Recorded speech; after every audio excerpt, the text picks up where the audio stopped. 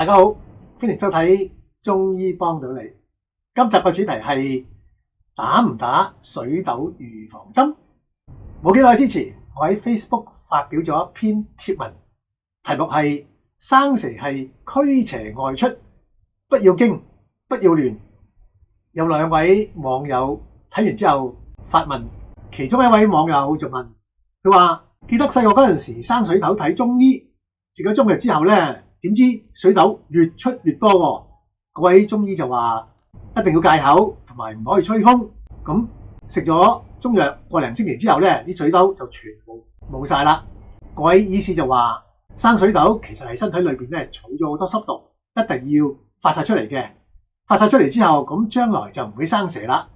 我就回答呢一位網友，我話完全正確，水痘其實係胎毒外發，胎毒一直潛伏喺患者體內，咁啱遇到患者外感風寒，咁正氣即係與生俱來嘅抵抗力就會奮起驅逐風寒，同時將胎毒帶出嚟。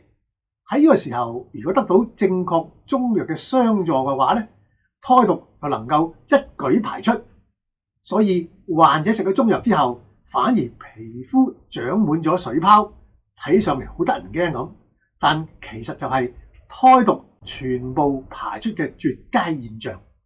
只要繼續食中藥，咁啲水泡啊就完全會消退啦。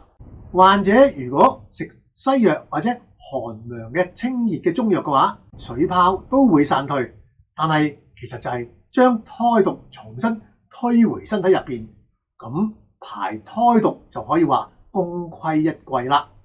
另一位網友又咁問，佢話而家嘅細路仔究竟應該打水痘預防針好啊，還是等水痘自然發出嚟好？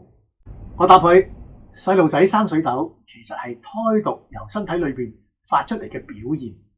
中醫嘅治療咧係順勢將胎毒一舉排晒出嚟，所以生水痘嘅細路仔食咗中藥之後，反而水痘會出得更犀利。但係嗰個細路仔咧反而會覺得更加精神爽朗。咁到胎毒排乾排淨啦，水痘就會自行完全消失嘅。咁至於打唔打水痘預防針，我就唔方便直接俾出意見，家長就要諗清楚自己嘅意願，到底係希望孩子有機會將體內嘅胎毒完全排晒出嚟啊，還是寧願胎毒長期留喺孩子身體裏邊。仲有一點家長需要考慮嘅就係，萬一孩子發病啦，係咪有信心可以揾到可以信賴嘅中醫師嚟幫手呢？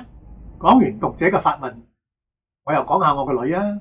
我女今年12歲，身體好健康，佢出生到而家咧都冇打過任何嘅預防針喎。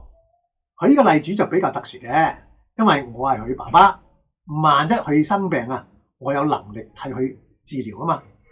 好似幾年前佢中咗新冠發高燒，我開咗幾劑中藥俾佢，佢食咗之後就退燒同埋轉陰啦，冇食過任何西藥。最後我想補充下咩叫做胎毒。胎毒咧就唔係西醫毒理學嗰種毒喎，亦都唔係細菌或者係病毒，而係指胎兒喺母體中受到某啲不良因素影響，導致體內積聚咗一啲濕熱或者係瘀滯之類嘅毒。